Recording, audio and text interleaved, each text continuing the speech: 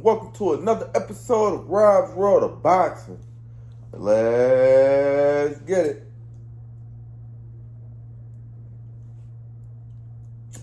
Alright, I want to get to this fight night recap video.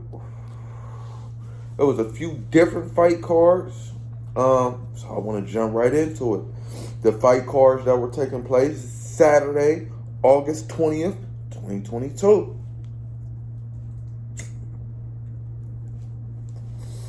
Alright, the first card I want to get into was the Anthony Joshua Oleksandr Usyk card. It took place in Saudi Arabia on Dazn. Dazn is Matchroom, Eddie Hearn, all those guys. It came on at 12 p.m. Eastern Time. 12 p.m. Eastern Time. Alright, let's get into the card. The first undercard I want to talk about on that card was a 10-round contest at light heavyweight. Light heavyweight is 175 pounds, if you didn't know. It was between Badou Jack and Richard Rivera. Badou Jack was 26-3 with 3 draws, 16 KOs. Richard Rivera was 21-0 with 16 KOs. Alright, this was a close fight, like I presume, man. Most of the Badou Jack fights are close. I don't know why that's the case, but it is. Very controversial fighter, as you can see from the 3 draws. But yeah, man, Rivera was looking good early on. Back until the second half of the fight, he was, basically boxing well, man, and out-quicking Badou Jack, man. He was quicker than Badou Jack. He was like a 168-pounder in there. But in the second half of the fight, little by little, Badou Jack started outpointing Rivera, in my opinion. Walking him down as Rivera got fatigued. Yeah. En route to a unanimous decision win. Well, actually, he's controversial. It was a split decision win, my mistake. One judge having it 96-94. The other judge having it, one judge having it 96-94 for Rivera, the other judge having it 96-94 for Jack, and the last judge having it 96-94 for your winner, Badou Jack. Good job, Badou Jack, man. Alright, let's get to the next undercard fight I want to talk about. It was a 12-round contest at light heavyweight, as I just stated. Light heavyweight is 175 pounds, if you didn't know. It was between Colin Smith and Matthew Berlik. Colin Smith was 28-1 with 20 KOs. Matthew Berlik was 21-1 with 12 KOs. Alright, Smith was working with his new trainer, Buddy McGirt. Buddy McGirt is a Hall of Fame boxing trainer. Alright. Smith dropped Berlik in the 4th round with an overhand right, finishing him off later in the 4th round with a vicious right hand hook, crumbling Berlik against the ropes, man. It was a vicious knockout for Smith, man. Getting back to his winning ways, as I stated, his only loss was against Canelo Alvarez. Other than that, he was dominating the 168-pound division, and he hasn't lost at 175 pounds. This is his second fight. Yeah, man, I really like Smith at 175. So I liked him at 168. But, yeah, man. Good job, Caleb Smith, scoring a 4th round KO win. Alright, let's get to the next undercard fight I want to talk about. It was a 12-round contest at heavyweight. Heavyweight is the big boys. It was Flip Haragov and Zhilei Zhang.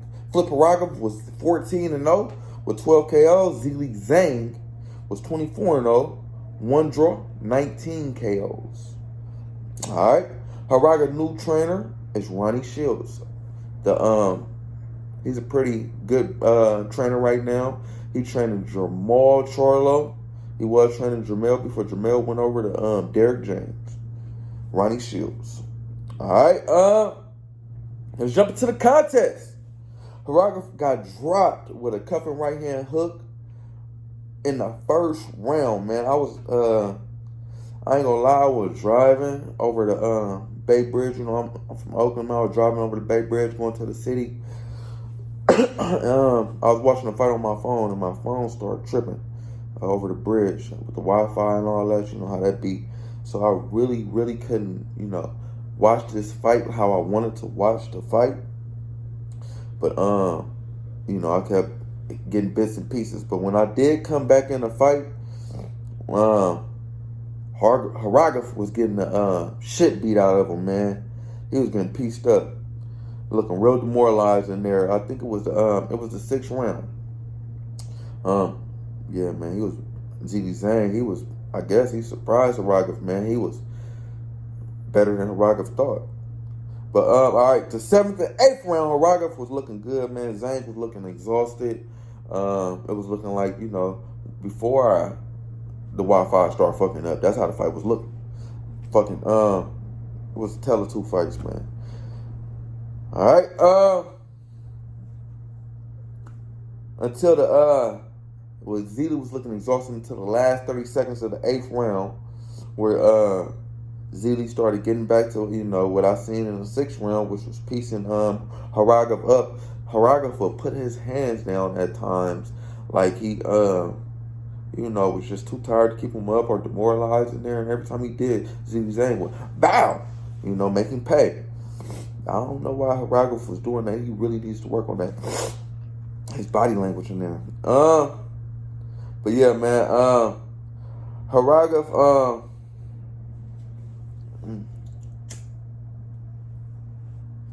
Haragov ended up getting back to his, his boxing the last two rounds and combinations and looked good to close the fight. Both fighters were exhausted, you could tell, but Flip pulled it out, man, in my opinion. And in the opinions of the judges as well. All three judges scoring it for Flip Haragov. One judge having it 115, 112. The other two judges having it 115, 112. The last judge having it 114, 113. All for your winner, Flip Haragov, scoring a unanimous decision win versus Dazn. Good job, Flip. Well, Philip. I'm calling this boy Flip. That boy named Philip Haragov. Good job, Philip. All right. Let's get into the main event. The reason why all y'all, tuned in yesterday morning, and the reason why probably all y'all tuning in right now. All right. Anthony Joshua versus Oleksandr Usyk. It was a 12-round contest at heavyweight. Heavyweight is the big boys. All right. Anthony Joshua was 24-2, 22 KOs. Oleksandr Usyk was 19-0 with 13 KOs. Anthony Joshua, this was his first fight with his new trainer, Roberto Garcia, man. Hall of Fame boxing trainer. All right. Round one. Joshua was doing a pretty good job of changing levels and going to the body against Usyk. I like Joshua with movement in the first round. I gave round one to Anthony Joshua. Round two. Joshua really was displaying good head movement, making it hard for Usyk to connect. Joshua looked good early on, no lie. I gave the round two to Anthony Joshua as well. Round three, Usyk started getting the rhythm and connecting a little more with his left. But in my opinion, not enough to stop, stop the judges from giving Joshua that round as well. So I gave round three to Anthony Joshua, 2. Round four, Usyk feints were becoming more and more deadly each round, looking like he was starting to wear down Joshua with those feints. So I gave round four to Oleksandr Usyk getting his first round of the fight. Round five started to look like the first fight with Usyk movement giving Joshua problems, man. So I gave round five to Oleksandr Usyk. Round six, Usyk combos and left hands were landing with regularity. So I gave round six to Oleksandr Usyk. Round seven, Anthony Joshua not throwing enough punches. Usyk, shit, he was. So I gave round seven to Oleksandr Usyk.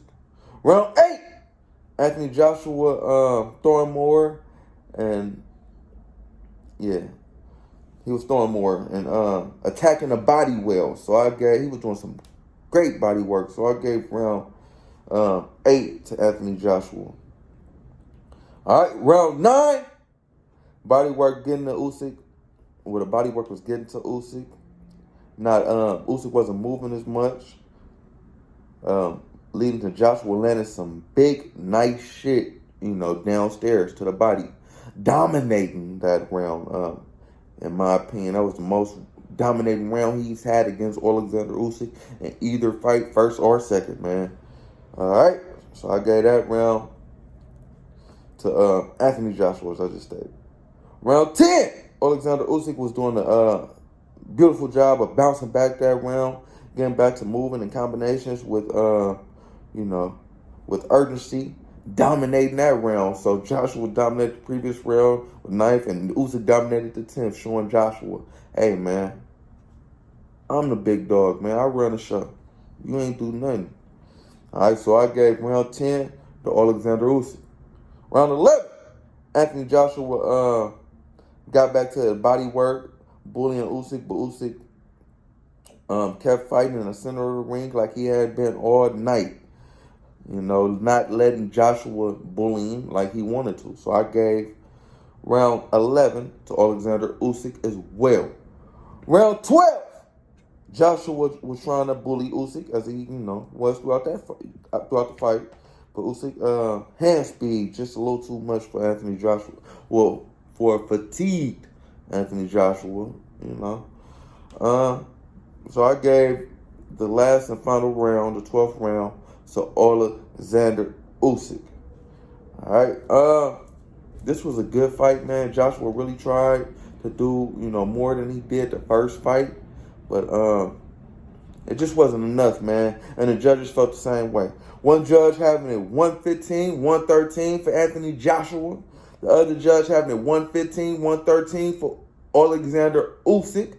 And the last judge having it 116 to 112 for your winner, Oleksandr Usyk, in a split decision.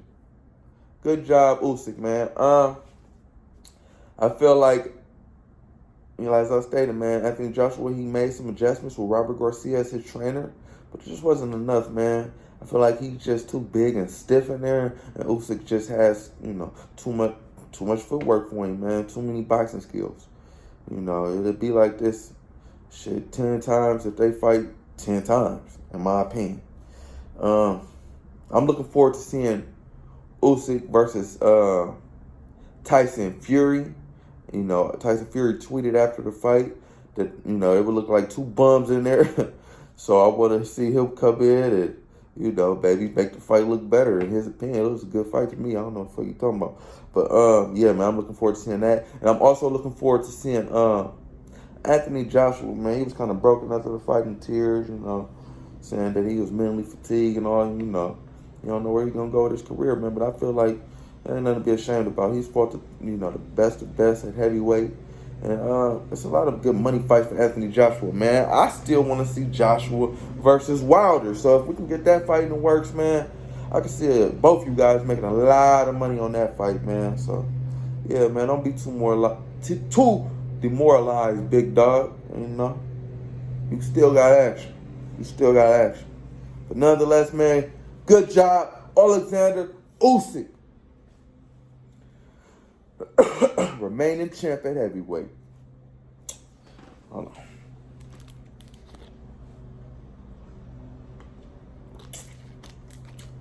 All right. Let's get to the next court I want to talk about. That transpired Saturday, August 20th, 2022. This court took place on ESPN, ESPN Plus in San Diego, California. It was a top-ranked card. Top rank is Bob Arum, all those guys. The card main event was Emmanuel Narrette versus Eduardo Baez. Eduardo Baez versus Emmanuel Narrette. The card came on at 9 p.m. Eastern Time. 9 p.m. Eastern Time. All right, let's get to their undercard. The The first fight I want to talk about on their undercard was a 4-round contest of middleweight. Middleweight is 160 pounds. If you didn't know, it was between Nico Ali Walsh and Reyes Sanchez. Nico Ali Walsh was 5-0, 4 KOs. Reyes Sanchez was 7-2, 3 KOs. All right, Nico. Sorry about that. Nico Ali Walsh is the grandson of Muhammad Ali, if you didn't know. All right. I'm just going to get right into it. It was a second round KO for Nico Ali Walsh, man. Landing a left hook to the body. It was all she wrote, man. Nico Ali Walsh really improving with his new trainer. I like him. You know, I didn't like him at first. I like him now, man. His last fight, he scored I forgot which round. I think it was a first round KO win. And this fight, he scored a second round KO win, man. I guess his new trainer, you know, being able to focus primarily on him, you know, opposed to his last trainer, Sugar Hill, you know, having to spread himself kind of thin and not focus on Walsh. The opposite with this trainer, and it's paid dividends, man. It's showing. Good job, Nico Ali Walsh. Let's get to the next undercard fight I want to talk about on that card. It was an 8-round contest of junior welterweight. Junior welterweight is 140 pounds, if you did know. It was between Lindolfo Delgado and Omar Aguilera. Lindolfo Delgado was 15-0 with 13 KOs, and Omar Aguilera was 24-0 with 23 KOs. All right, Lindolfo Delgado, and yeah, I already did that. All right, so this was a back-and-forth contest, man. It was a good-ass fight, no lie. Both fighters were undefeated, so somebody had to go, and nobody wanted to let that bitch go. Yeah, man. Aguilera was coming forward constantly, throwing some hard and heavy shit at Delgado, man. I thought early on in the fight, I'm like, ooh, fucking Aguilera looked like he finna KO Delgado, man. But no lie, Delgado did a good job of standing on his back foot and countering, you know, that whole fight, man. And he was countering effectively. More than not, he was piecing Aguilera up when he came in, man. It was an action-packed fight, though. Aguilera had his moments. I was actually surprised no one got put to sleep in front of all those people, you know, in this fight. But nobody went to sleep, man. It ended up being a unanimous decision win for your winner, Lindolfo Delgado. I didn't have the scores, you know, what the judges had it. I didn't get it down, but I know what the unanimous decision win for Delgado. Also, Delgado was trained by Roberto Garcia, but his son Peter Garcia was in the corner for this fight because Roberto was with Anthony Joshua over in Saudi Arabia. All right, let's get to the next undercard fight I want to talk about on that card. It was a 10-round contest at welterweight. Welterweight is 147 pounds, if you did know. It was between Gio Santillan and Julio Luna. Gio Santillan was 29-0, 16 KOs. Julio Luna was 19-0, 2 draws, 10 KOs. All right, it was a hometown fight for Santillan. Santillan is from San Diego. Santillan, he's also trained by Roberto Garcia, but as I just stated, Roberto Garcia was in Saudi Arabia, so Peter, his son, Peter, was stepping in for him, Peter Garcia. All right, it looked like Santillan actually got cut in the first round of this fight from a clash of heads. Santillan just rushing in, you know, was getting him countered too as well, man, in this fight. It was unlike Santillan, because actually Santillan, he actually is a back foot fighter, man, and a counter puncher. And in this fight, I guess he was trying to be on his front foot and try something different, and it wasn't working. It wasn't paying off for him, man.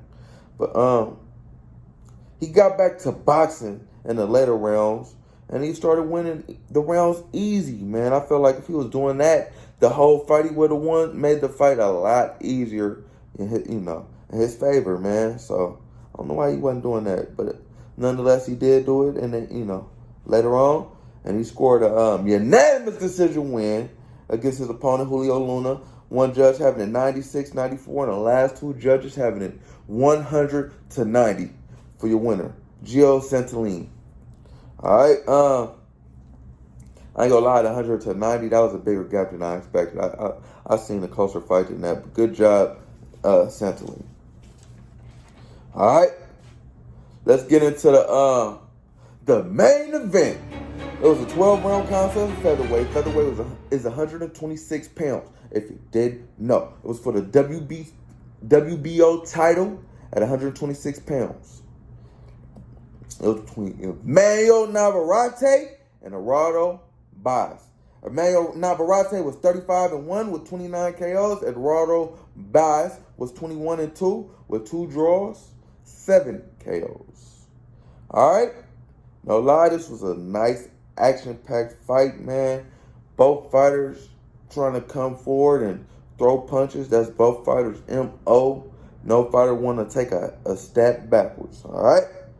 First round, each fighter was taking turns being the aggressor, but I gave the first round to Baez. No lie, he was putting some nice aggression on Emmanuel Narrette, landed some clean shit.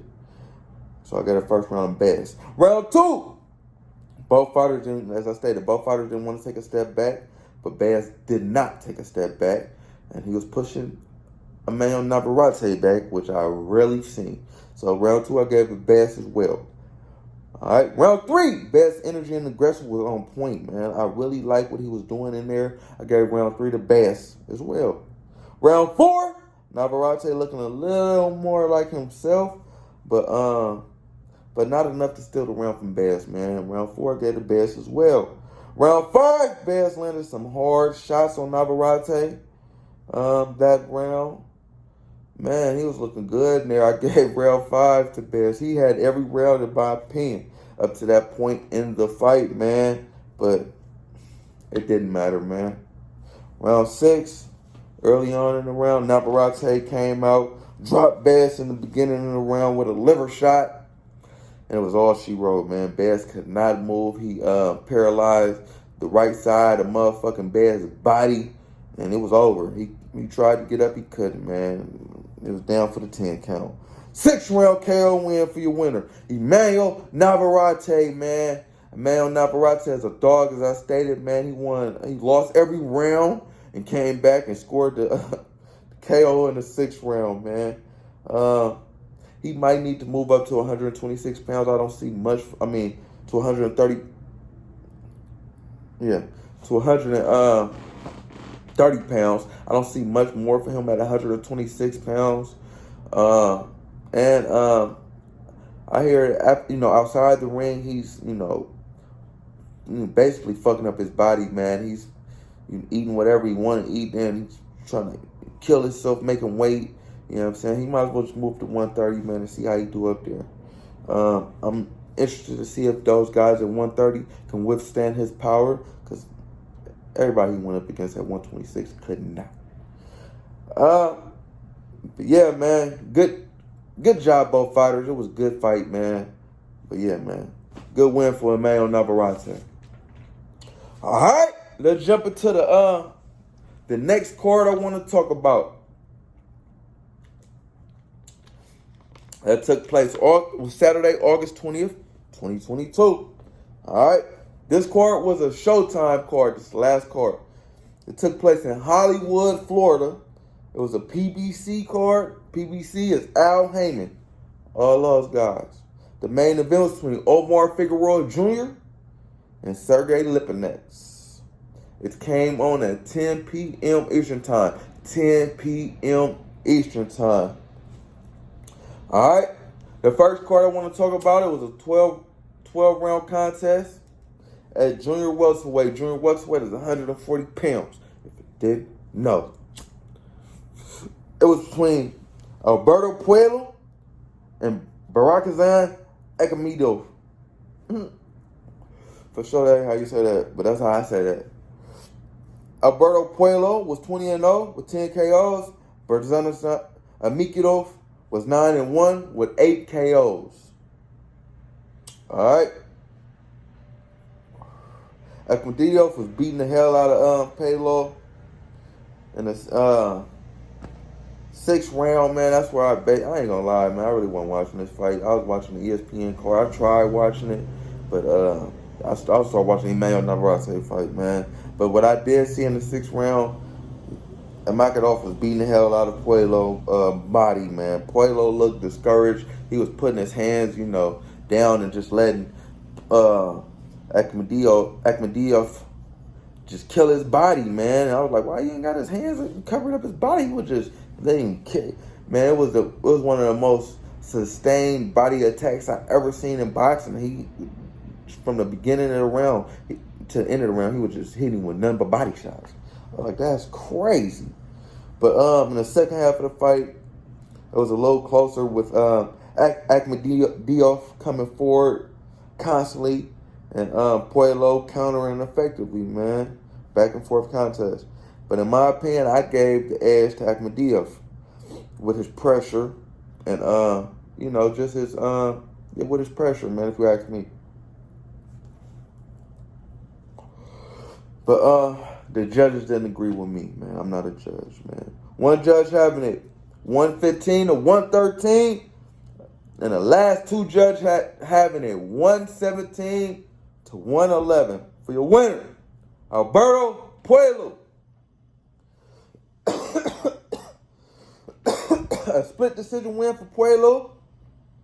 Puello was turning his opponent after the fight, man, yelling like he really yelled at him, like screamed at him. It was crazy. I ain't never seen nothing like that. I was like, man, that boy he acting like a child, man. But as I stated, I think they got it wrong, but I can't complain, man. It was a good fight. But yeah, man, good job for your new champ at 140 pounds. Alberto Puello. He won the vacant WBA belt at 140 pounds. The belt that Josh Taylor gave up, man. Good job becoming champ for the first time. That maybe explain why he yelled at his opponent. Maybe he was just so excited that he was champion. I don't know. Hopefully that's the case, man. Nobody like a poor sport. Or sore loser or a sore winner. Nobody like that shit. All right, but let's get into the next undercard fight I want to talk about. It was a 10-round contest at junior welterweight. Junior welterweight is 140 pounds. If you didn't know, it was between Brandon Lee and Will Madera. Brandon Lee was 25-0 with 22 KOs. Will Madera was 17-1 with 3 draws, 10 KOs. Sorry about that. All right, damn, man.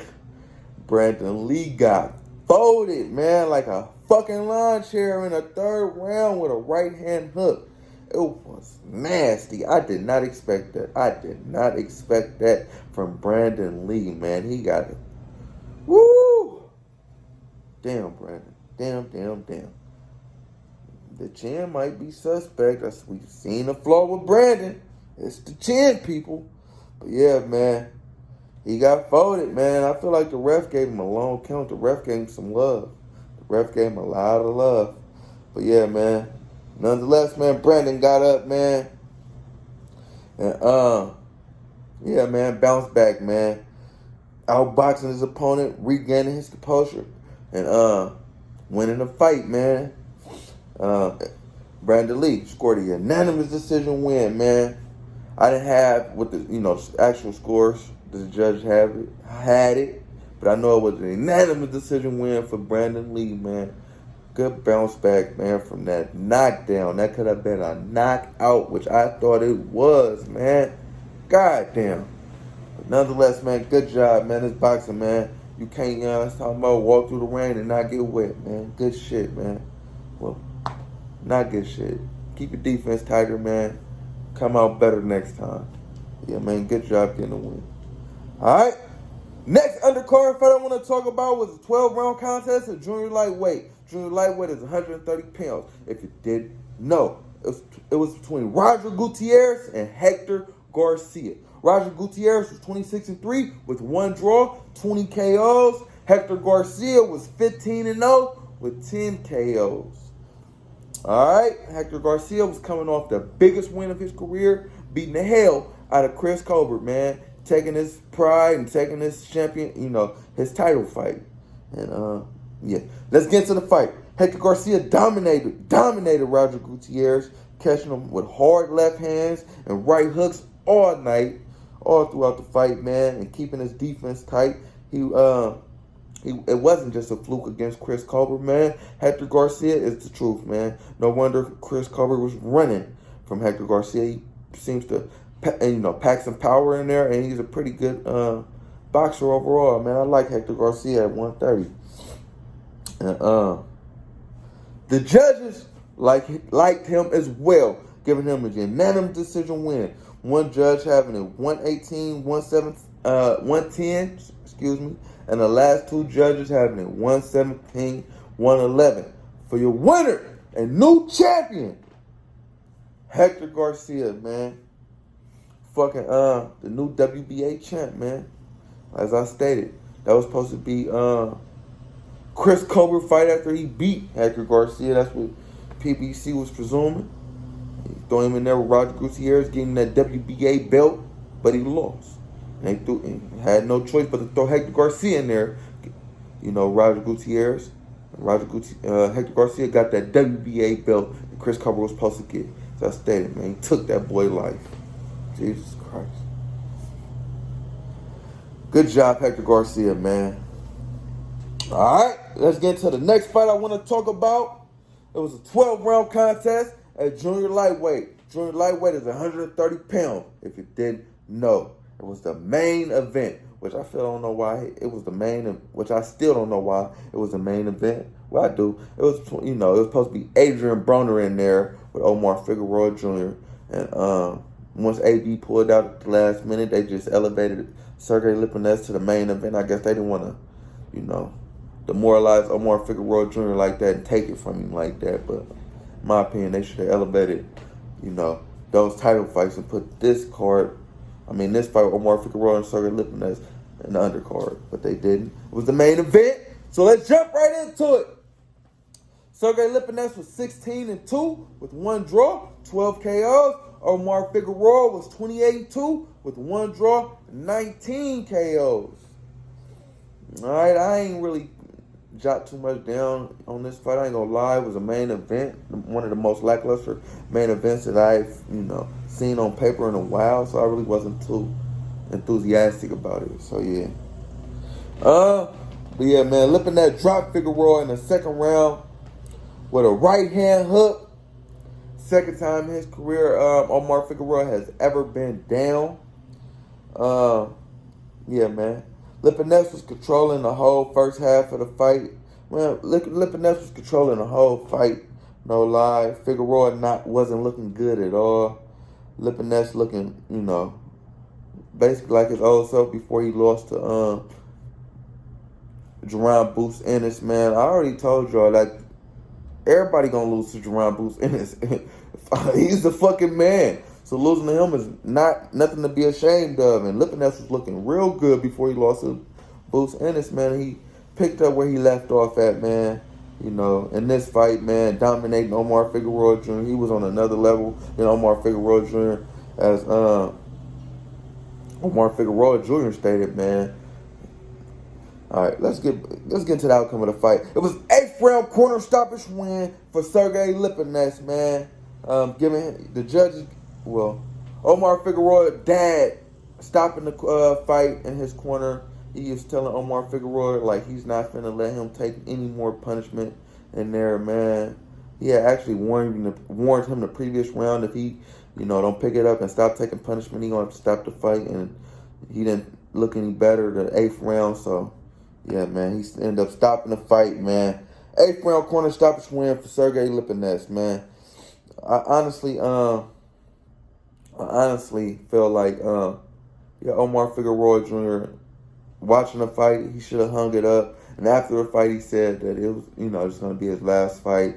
He was hanging it up, man. He just don't feel like his body has what it takes. You know what I'm saying? To withstand the pressure of pressure fighters and to, his body is not what it used to be, man. So he retired, man. As I feel like it was the right move. But nonetheless, man, good job, Sergey Lipnets, and good job every fighter I talked about in this video. As I stated, you can't play boxing, man. It was a good night of boxing, good day of boxing. Oleksandr Usyk, Anthony Joshua, Oleksandr Usyk becoming, keeping his belts, and a lot of people becoming champions on these cards. Reaching their dreams, and yeah, man, respect to all fighters, man. But, yeah, man, it was a good night of boxing. But yo, like, comment, subscribe, all that shit, people. Rob's World of Boxing. Yeah.